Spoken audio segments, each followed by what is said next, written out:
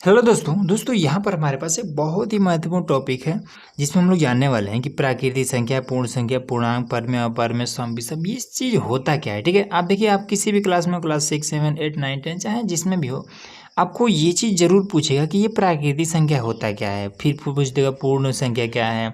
Question में आपको मिल जाएगा कि पूर्णांक क्या होता है। ठीक है, तो ये सारा चीज़ आपको पता होना चाहिए। ठीक, इस वीडियो में आपको एकदम आसान तरीके से समझा देता हूँ सारा चीज़। ठीक है, तो देखिए, जो प्राकृतिक संख्या होता है, एक से अनंत तक जितना भी आपको गिनती याद है वही आपका होता है प्राकृतिक संख्या। ठीक है, तो एग्जाम्पल के लिए यहाँ पर हम लिख देते हैं, जैसे जैसे 1, 2, 3, 4, 5, ये जितने भी आपको गिनती याद है एक से लेकर के, ठीक है, यही आपका क्या होता है प्राकृतिक संख्या। अब प्राकृतिक संख्या में खास बात क्या होती है, प्राकृतिक संख्या कभी भी माइनस में नहीं जाएगा। ठीक है, कभी भी दशमलव में नहीं होगा, कभी भी इसको रूट में नहीं होगा। ठीक है, कहीं पर लिखा हुआ है कि रूट का 2, ये प्राकृतिक संख्या नहीं।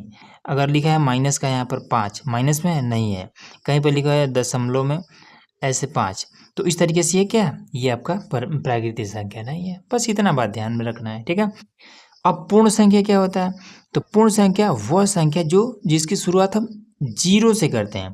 प्राकृतिक संख्या की शुरुआत 1 से करते हैं, इसकी शुरुआत हम जीरो से करते हैं। ठीक है, तो इसमें हम लिख देते हैं जैसे जैसे 0, 1, 2, 3, 4, ये आपका होता है, और अनंत तक ये भी जाता है। ठीक है, तो 0 से अनंत तक जितना भी संख्या है वो आपका पूर्ण संख्या हो जाता है।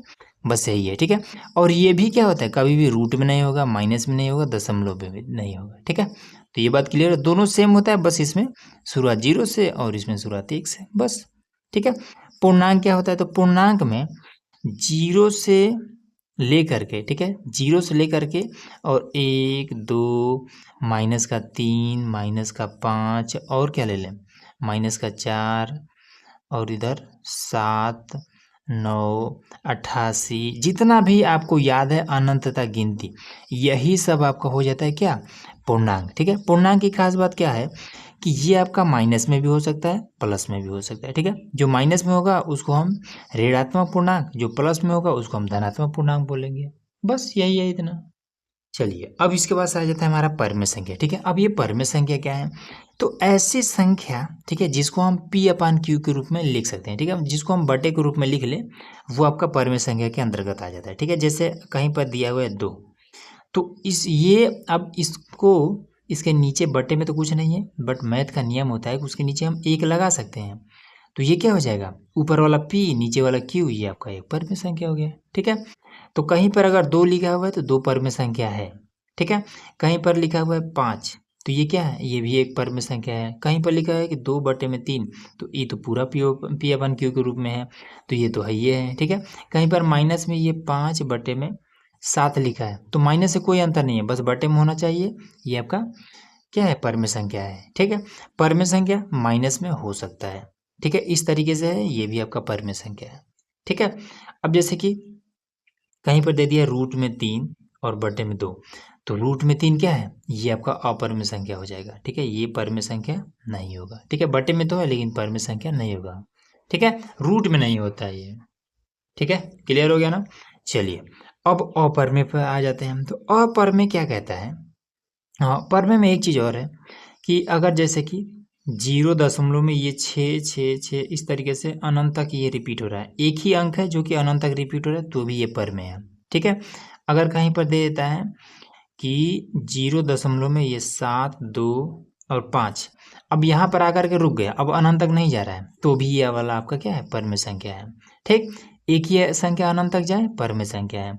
दशमलव बाद से 2-3 आ या फिर कहीं पर जा कर के रुक जाए, अब इसके आगे कुछ नहीं है, तब भी ये परमेय संख्या है। ठीक है, अब अपरमेय पे आ जाते हैं। अपरमेय कहता है कि जो संख्या रूट में है, जैसे रूट में है 3, अब इसको अगर निकालेंगे तो ये आपका दशमलव के रूप में आएगा, तो ये आपका अपरमेय हो जाएगा। ठीक है, कहीं पर है 0.7, 5, 2, 1, 3, 5, 2, ऐसे ये अलग अलग संख्या अनंत तक जा रहा है, तो ये आपका अपरमेय हो जाएगा।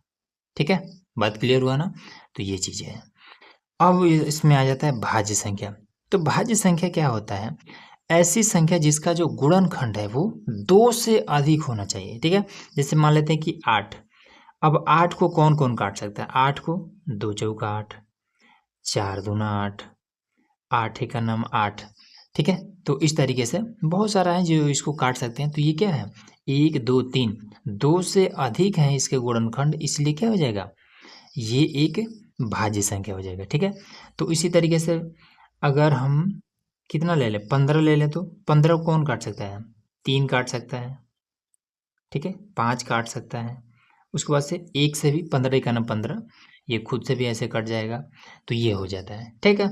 तो इस तरीके से जिस संख्या का गुणनखंड क्या है? 2 से अधिक हो वह संख्या क्या हो जाएगा?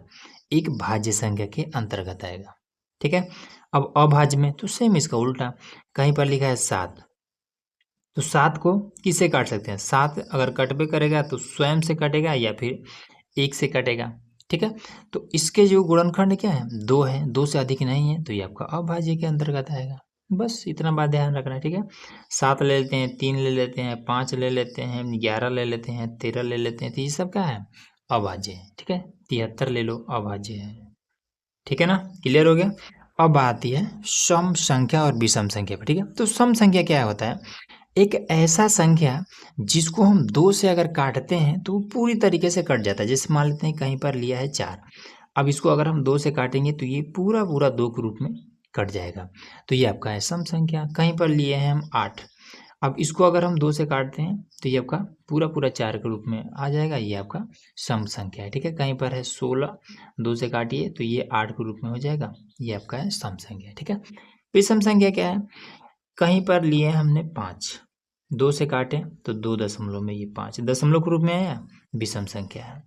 कहीं पर हमने लिया 15 ले लेते हैं, 2 से काटिए 7.5 7.5 आएगा, तो ये आपका क्या है?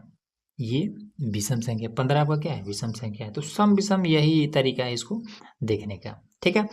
अब सबसे इम्पोर्टेंट है सहअभाज्य। ये सहअभाज्य क्या होता है?